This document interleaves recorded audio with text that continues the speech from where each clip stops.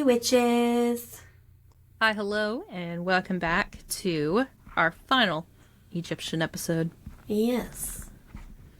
Oh, by the way, we're recording this on 11/4, and guess what? Today is the anniversary of the discovery of King Tut's tomb, so it was Oh, meant to be. look at that. An end of an era. Anyways, so to kind of finalize everything, we're going to talk about, to be honest, I forgot what she was going to be talking about. But I'm going to be talking about the animals and the significance of them in Egyptian culture. So, Yeah, and I'm just going to be retelling one of the legends. yeah. So Egypt is a land where animals weren't just companions or those you found out in the wild. They actually had quite a symbolic meaning behind them. They were central to a lot of the myths that kind of helped shape. I about said shave. Helped shape the entire civilization. So from cats that guarded homes to beetles that rolled the sun across the sky, animals were the bridge between the mortal and the divine. So we're going to talk about quite a few of them actually. First and foremost, the best of all best, cats. Just kidding. Cats are not the best of all best, but they're pretty good. So cats are so Bastet is the goddess protectors of the hearth and spirit, and she is basically represented by cats. They were sacred in Egypt and revered. They had grace. They were good for pest control. But they also had that divine connection to Bastet, who was like the goddess of home, fertility, protection, all of that. A small little myth about her. She was the daughter of Ra, and she was both nurturing and fierce.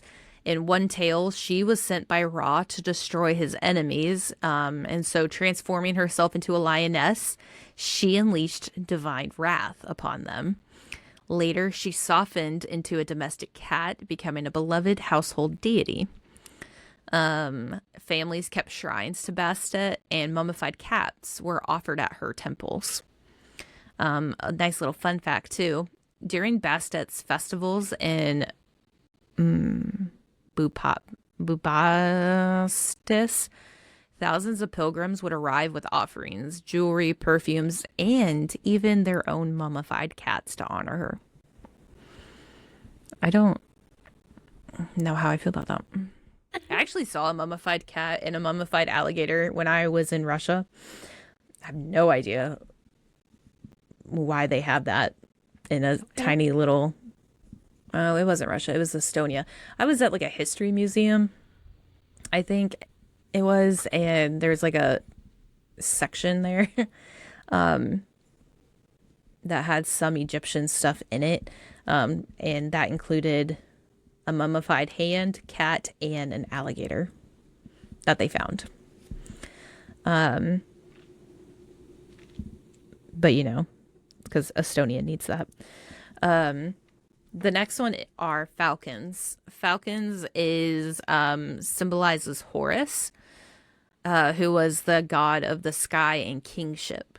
His eyes were the sun and moon, and his wings stretched across the heavens, which is probably why you see a lot of like Horus symbols in that exact shape, I guess. So if you ever see like a falcon or something like that with its tail at the bottom, wings spread out, and his head held up high, that's probably Horus. His most famous tale is his battle with Set, who was the god of chaos, to avenge his father Osiris. Because the battle was brutal, Horus actually lost his eye, which was later restored. And that became known as the Eye of Horus, which is a powerful symbol of protection and healing. Pharaohs were actually considered incarnations of Horus, which is what we've already spoke about. So the falcons were often carved into the crowns and temple walls to signify the divine rule. The next one are jackals. Jackals are a type of dog, I guess. So jackals are often seen near cemeteries. They are linked to the god Anubis, who was the god of mummification and the afterlife. After Set murdered Osiris, Anubis embalmed the body, inventing the process of mummification. He guided souls through the underworld, weighing their hearts against the feather of Ma'at. There's actually a game that I played. It's called Forewarned, I think it is. You basically play like an archaeologist, and you have to guess what kind of like spirit you're going up against. As like, it's kind of, I don't know if you know anything about phasmophobia, but it's like ghost hunting, but for mummies. Okay. And when you die, you actually are in a giant ass boat with Anubis at the head of it, or like a boat with Anubis's head at the head of it. And then if you turn around, you actually see, Sobek.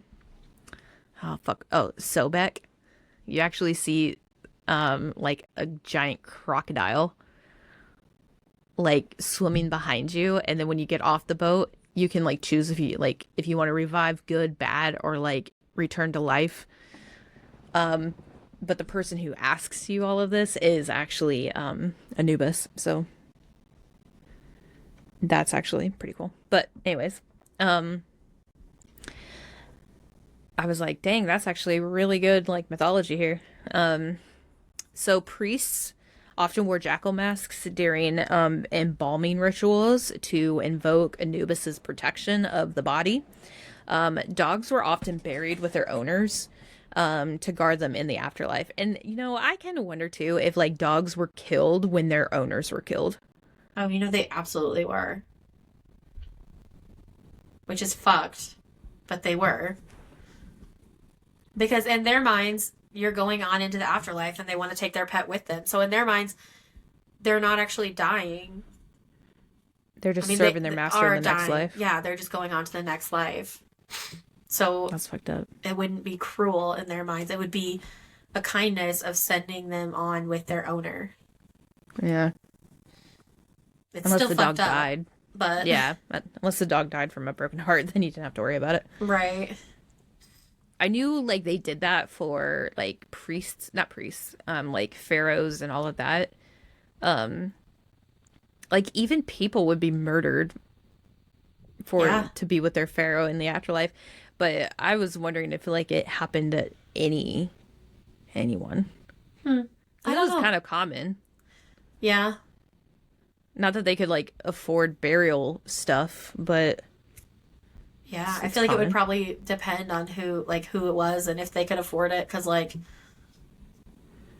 yeah, and like how influential they were. Because I feel like if it's like someone who lives in the streets and has a dog versus like once they die, who's gonna? This is gonna sound really callous, but who's gonna care enough to send their dog on with them? Well, when you live in a society that does exactly that, that's all you can think of. Yeah. I mean, yeah. Anyways, that's sad. So the next animal, the next animals are, do not talk to me, Siri. Do not. Okay. The next animal are cows. Cows. We got cows. Name that movie. What? Twister. Oh. You're a Midwesterner. That is like in your blood, man. I tell you what. I've seen that movie. It's just been a hot minute. We got cows. I have a best friend that I've known since I was like we were children. Like, and how dare you say you have a best friend in front of me? Is afraid of cows. What? Hold up. Excuse me. She's terrified of cows. I don't think so. Not that I'm aware of. She just doesn't like cows. Does she eat beef? Yeah, she's just scared of them when they're alive. And she doesn't like pictures of cows. She doesn't like cows.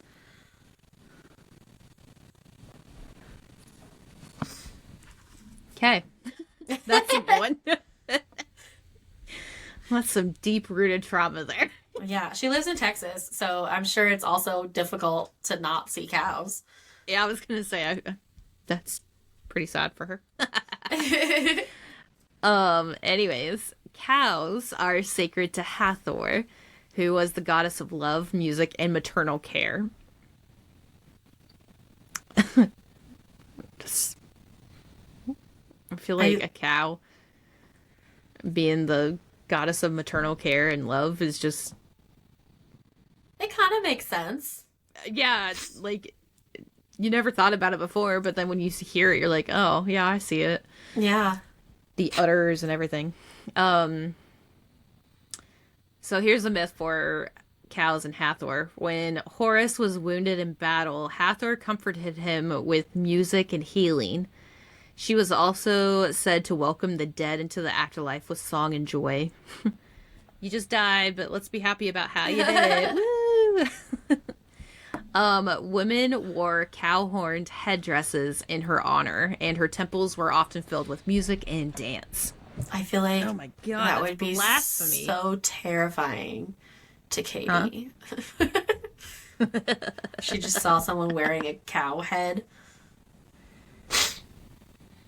or They're cow not heads, horns. they're horns. I was gonna say they're horns. Still, Um, so funny. Next, we're gonna talk about crocodiles. Now, crocodiles. quick little note about crocodiles. They are not the same as alligators. Correct. Crocodiles are saltwater. If you want a crocodile, they're gonna have their teeth. Their teeth don't fit together. Their teeth go And over they're each other. bigger, They got right? an overbite. Technically, yeah, but like I mean, unless you have got one a right croc- next to each other, you're not gonna know I was that. gonna say, unless you're like staring at two different species at the same time, then you're gonna be like, "What the fuck is that?" No. So crocodiles got that overbite. They got the teeth that don't fit together. They also have like something with their like scales too, like if you like see their like head, there's something like a shape of their head or whatever. But basically, you come face to face with a crocodile, like you better make sure that their teeth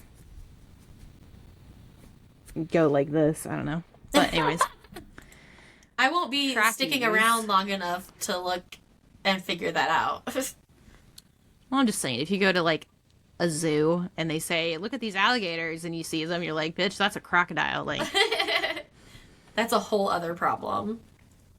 that's my autism, correcting people. Watch, I probably just fucked that all up.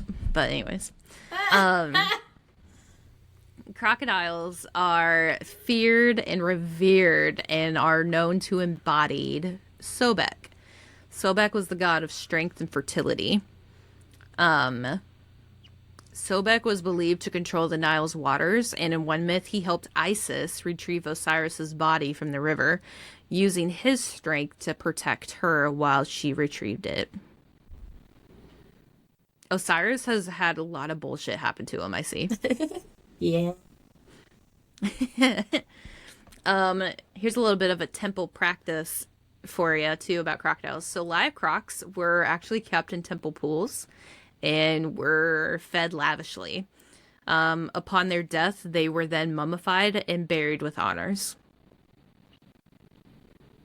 So if you ever thought that a crocodile didn't deserve love and kindness, the Egyptians did. The next one is ibises and thought. Or taught. Sorry, not thought. Taught. So as we learned before, ibis is an elegant bird in a way and represents Tot, who was the god of wisdom, writing, and magic. So Tot was the divine scribe who recorded the judgment of souls. He also helped Isis resurrect Osiris by teaching her the necessary spells needed. So Tot is a scholar by trade. Um, Here's a little bit of a symbolic detail for you. Ibises were kept in temple gardens, and their mummies were buried in vast catacombs. Scribes prayed to Tot before writing and believing that he had helped guide their hands. So next time you want to write a novel, pray to Tot to help. Scarab beetles, which is very, very common, like, symbol in all of Egypt. They actually symbolized Khepri. Now, we didn't speak about Khepri, and if we did, it was not in great detail. But Khepri was the god of the rising sun and transformation. Khepri rolled the sun across the sky each morning, just as the beetles roll their dung balls. Ew. He was born anew each day, symbolizing eternal renewal. And he probably had a nice little pact in there with Ra, too. Frogs, which is very weird. You don't imagine frogs being with Egypt, but they do. Frogs are linked to Hecate. Frogs were abundant after Nile's flooding, and so because of how abundant they were actually known as the goddess of fertility and childbirth. So basically the midwives. They were goddess of midwives in a way. Hecate was said to breathe life into newborns. Pregnant women wore frog-shaped amulets to invoke her blessing. Excuse me, during labor. God, why? Where do hiccups come from? Evolution. I'm over it. You're not a fish. Damn it. And some temple lore for you for Hecate.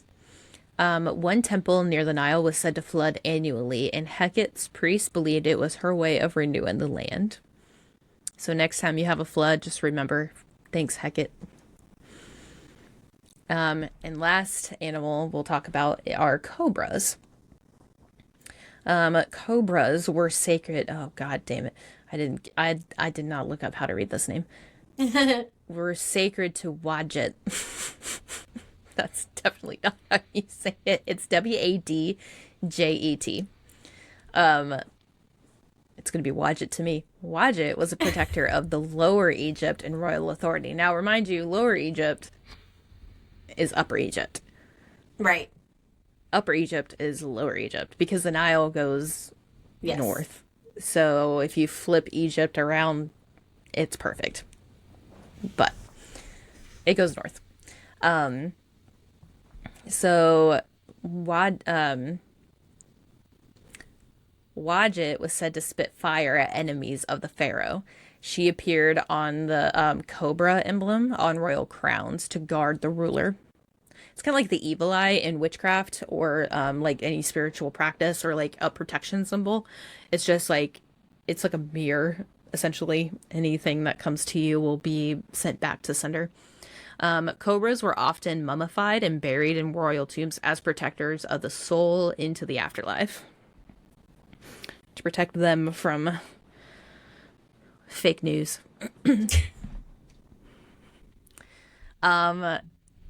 So we talked a lot about animals, and also we talked a lot about like mummies and how a lot of them were mummified because of their significance in the Egyptian culture. So I'm going to touch briefly on mummification and with animals. Not necessarily like the whole mummification process, but just with the animals. So a lot of people don't realize that mummies were not just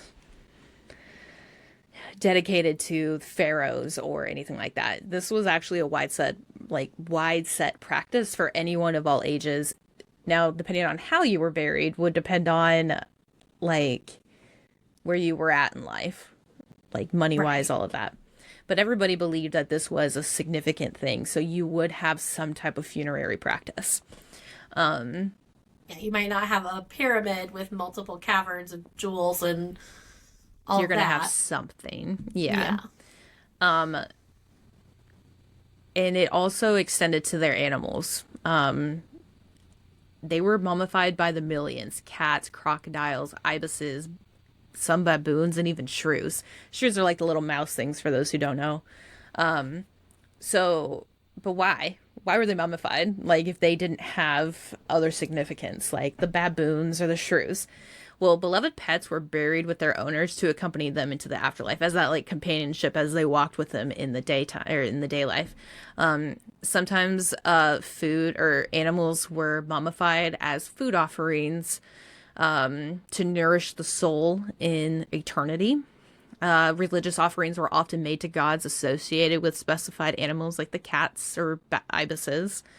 And then sacred incarnations of gods were treated with the same reverence as royalty. So, because many people believe that these animals were reincarnations of their gods, they treated them as such. Makes sense. Here's a couple of stories. Where are we at? I'm so sorry. Here's a couple of stories involving some specific animals. So this one's about cat cemeteries. In 1888, a farmer near Istanbul, Antar, uncovered a mass grave of mummified cats. Thousands of them were buried in pits. And they weren't just pets, they were actually offerings to Basset. Some were wrapped in fine linen, placed in decorative coffins, and buried with amulets. So whoever this farmer was found a mass grave of offerings Jesus. of cats. There is a cult of Sobek. Sobek's cult. So in Fayum, crocodiles were kept in temple pools and worshipped as living embodiments of Sobek. Upon death, they were then mummified, sometimes with baby crocodiles placed in their mouths, symbolizing fertility and divine power. This was often happening in like Sobek's temples and all of that. That's That's real. psycho level shit, but okay. Yeah. That sounds like a cult. Yeah. The next one is ibises, and something that's called the one god, one pot rule. The what the fuck now? Yeah. So ibises were mummified in staggering numbers. Not all was holy, Like, this though. is a bird, correct? Like, that's a bird. Yeah. It's a bird. It's kind of like a flamingo, Yeah. but like with really skinny beak. Like a stork almost. and long. Like, But not all was holy. oh no. One priest uncovered a scam where a single ibis was divided into multiple mummy packets to sell more offerings. So, he enforced a new rule: one god, one pot, meaning each jar should contain one complete ibis, properly mummified and ritually prepared to honor the god appropriately. Because how dare they offer a leg to the god? This rule restored spiritual integrity and trust in temple offerings.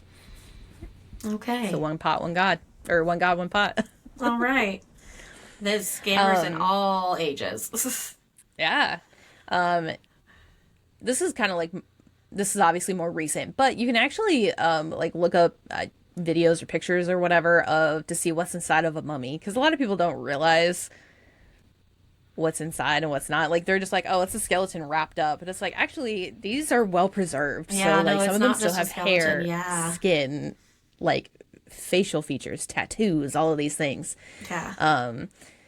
So modern CT scans and x-rays have revealed that 1/3 of the animal mummies contain complete remains. Absolutely complete remains. Because they're basically pickled, right? Like, Yeah. They're like dried. yeah. It's kind of like jerky, if you will. Gross. You will never eat jerky ever again after that. I don't eat it often anyway, but like, gross. Solidified the rest.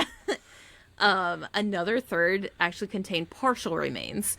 So those are probably ones that may have met a very unfortunate end, or just damaged in some type of process. And then the final third are empty, filled with mud, sticks, or feathers, likely due to high demand and limited supply. So There's that scam. scam. Yeah. There are actually exotic and rare mummies available. Not available for like purchase or anything, just like that have been found. That exist, Um, yeah. so the most common that you would think of are like cats, birds, crocodiles, like the main things. No, they actually have found a lot more. Elephants, actually. Oh, I mean, Hippos hippos doesn't and surprise me as gazelles. much. I mean, they're huge, but Yeah. that they I don't are around s- that area. yeah. Elephants, gazelles, and hippos were found in early tombs. Okay. They probably killed. Well, actually, there's some thought or scientific confirmation that mammoths roamed the world or the earth during Egyptian, like when the Yeah. pyramids were being built. And Yeah. we are actually closer to Cleopatra living than Cleopatra was to the The initial pyramids being start built. of Yeah. the pyramids. Yeah. So, I mean, are they elephants or are they woolly mammoths? Like, let's be real. I don't know. I don't know. Shrews were often wrapped in gold topped coffins, symbolizing the solar renewal. And scarabs were also buried, but they were buried with their dung balls. I mean, gross, but also kind of considerate. It represents rebirth, so Yeah. because of the sun going around, and Yeah. so, um, and then there's some lesser known animal deities that like not a lot of people realize. Um, so a lot of people relate cobras to Egyptian, but there's two separate kinds. So like the regular serpents are known as Apophis, which is what we've talked about, the serpent of chaos, Yeah. who, as a recap, tried to devour the sun god Ra each night and brought it back again. Priests performed rituals to defeat him to help Ra, ensuring the Every sun's night. rebirth. Yeah. He was feared, not Every worshipped. night. Yeah. And symbolized the internal struggle between order and destruction. That balance. We're bleeding over into Hero of Ages. But that is a deity. Not that they worship, but that they like they have to help defeat him. It's what is it? To me that kind of reminds me of like a voodoo doll in a way. And then they also have a scorpion goddess, Circuit.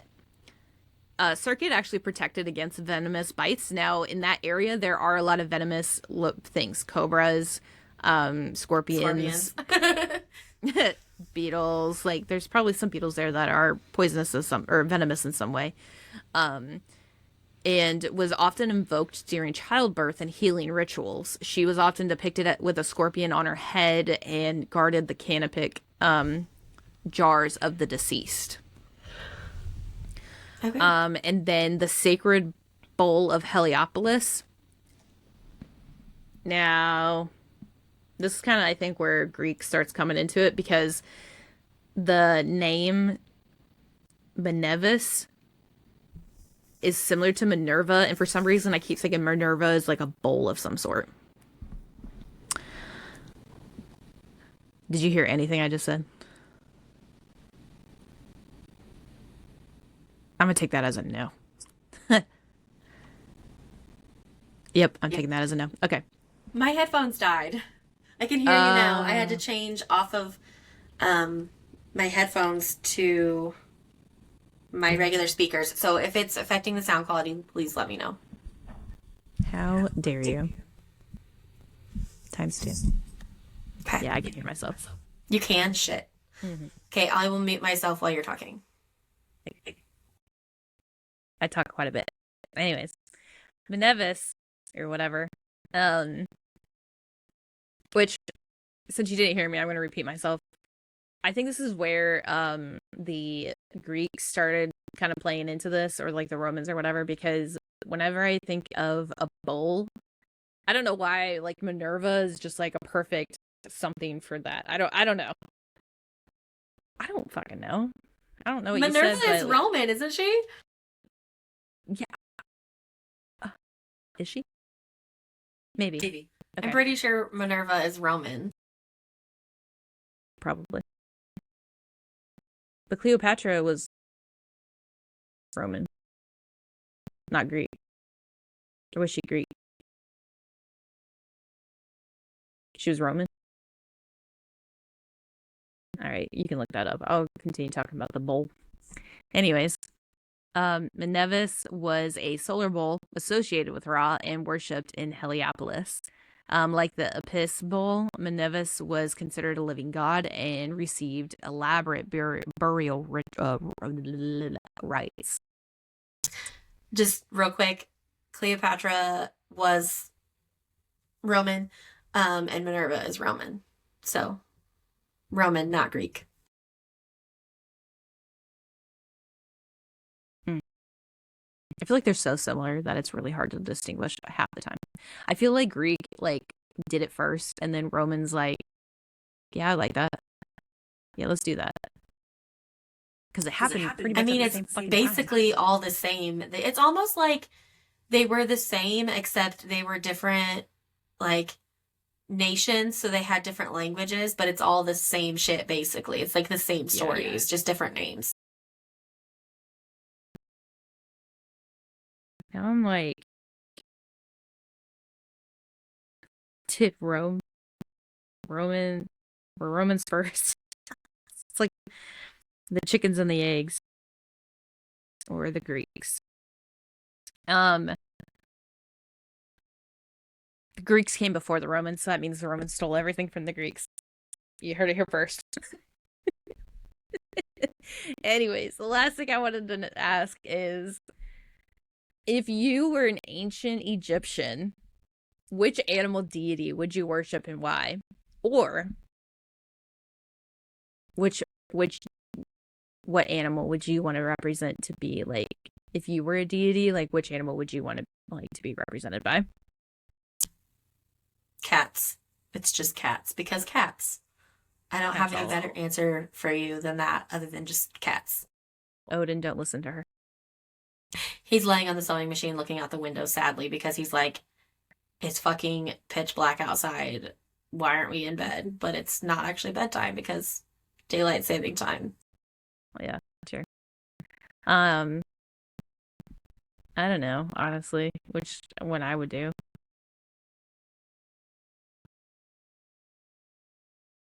I don't know. Probably the crocodiles. I think that'd be fun. Um, just so that you guys can like see a little bit about like the evolution because of how ancient Egyptian is or Egypt is. Um, animal worship actually began in the pre-dynastic period. And it was just like a totem reverence basically. It was just kind of like a whatever they could, like this is my god to this is my god to that kind of thing. It ended up evolving into more of a complex religious system by the New Kingdom. So over time animal cults became institutionalized, so like Sobek's cult, with temples, priesthood, and even like economic systems built around them. Haha, here we go. Greek and Roman interpretations. Um, Egypt was actually quite a hub for Greek and Roman visitors. I don't know how much history there is around it, but I know in one of the Assassin's Creed thing, there you actually like there's Cleopatra in it. I think it's Cleopatra. I don't know. There's like an there's an Egypt game and then there's a Greek game. So like things combine quite a bit. They don't happen at the same time, but like items combine. But they do have quite a bit of I don't know. To be honest, I don't know how to like say her brother's name. It's like Potomac or something like that. Tom, Tom Ptolemy, because it's like a PT. That's how it's pronounced. Ptolemy. Like during that time was like very Cleopatra like esque based kind of stuff. So these visitors were often fascinated and puzzled by their animal gods. Um, they often mocked the practice, and also like synchronized their deities with their own deities. Like Anubis was merged with Hermes to form Hermanubis, a hybrid god who guided souls. Talk about stealing stuff. Um, which kind of brings back the idea that all religion is based on one religion. It just merges and evolved across the years. And there's actually been quite a bit of discoveries recently, archaeologically speaking. There in Saqqara, they actually revealed sealed tombs filled with cat scarab mummies, gilded statues, and offerings. So these finds can help confirm the scale and the depth of animal worship and its integration into the funerary practices for those who didn't believe before. But yeah, that's it. Okay. My little part of this is going to be a lot shorter. We're going to leave you with a specific legend, I guess, from Egyptian folklore called the Tale of the Shipwrecked Sailor. So we're on a ship. It's ancient. It's like windy, it's storming. So the ship is like tossing and turning and groaning, and there's a small crew on this ship. And among them is a specific young sailor who we are going to talk about here. There is a huge wave, and it says as tall as a temple wall. So like this huge wave crashes down, and the boat is capsized. Basically, it breaks. Wood splinters. The voices of the other sailors vanish. Our sailor is underwater. He's drifting in silence, and trying to get back to the surface. And when he gets back to the surface, the ship is gone. All of his crewmates are gone. Everything's gone. He's the only one left. So he finds a plank of the ship in the ocean and is just floating on it, and praying to all the gods he can think of. And by the morning, the currents of the water take him to a island, and he gets out of the water, and this place is like a paradise. So the trees all have fruit, there's pools of fresh water for him to drink from, there's flowers, it smells nice. It's like a paradise island, but it feels like it's watching him, the island. So he's on this island, days are passing, he gathers foods, he's offering thanks to the spirits of the island. And he's starting to like get used to that feeling of being watched, and he's like, okay, I truly am alone here. I'm alone on this island. I'm just going to keep living my life. Then all of a sudden, something ginormous moves. It's a serpent. A serpent longer than a ship. Serpent? I don't know what serpent yet. We'll find out. Longer than a ship and wider than a man's outstretched arms rises before him. So it's wider than if you put your arms all the way out. It's bigger around than that. And it's longer than a ship. This is a giant fucking snake, okay? And it has scales like polished copper, and it has a beard. Yes, a snake with a beard. And the beard glitters with divine light. The sailor collapses in fear and is trembling because he's just certain he's about to be eaten by this gigantic fucking snake. But then the snake talks, and it says, "Do not fear, little human. Tell me how you came to my island." And because this sailor is scared shitless, and it's hard to lie when you're scared, he tells the truth. He tells about the storm, the shipwreck, and then how he like floated to this island. And after the serpent listens to his story, it tells its own story. It was not always alone. Once it lived with 75 other serpents. These were its brothers, its sisters, its children. It had a beloved daughter. And it was a big family. But one night, a star fell from the heavens, a fire from the gods. In an instant, every serpent was consumed except for this one.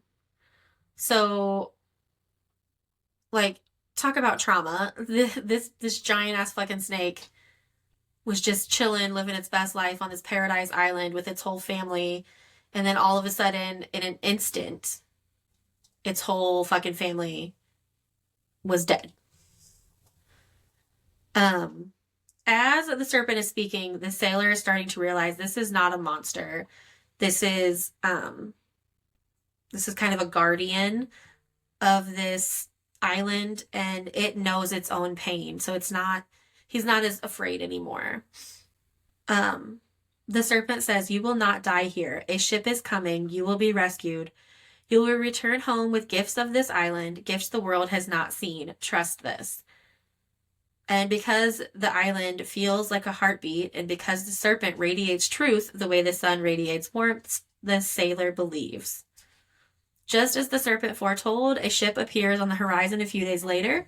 The serpent loads the sailor with treasures. It gives him spices, incense, rare pelts with strange patterns, all kinds of gifts of this paradise island.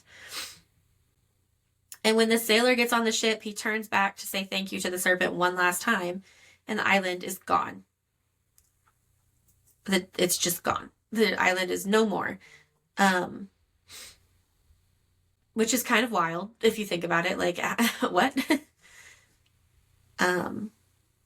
But he returns home, and he is obviously a much richer man. He has treasure. He has all these things that no one's ever seen before. But also he has like a new sense of the world, I guess.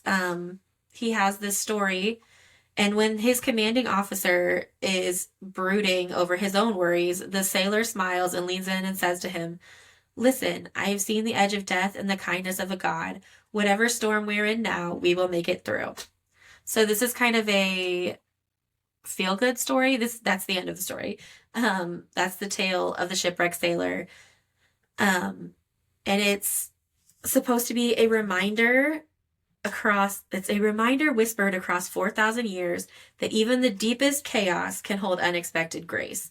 And if that is not a story that we all need to fucking hear right now, I don't know what is. And I also really like this story because it makes me think of my everyday life right now, like teaching kids and all the issues that we're having and all the struggles. But then there are those little moments that make everything worth it. And that's what this story makes me think of. So that is the story of the shipwrecked sailor. And that is the end of our Egyptian mythology arc.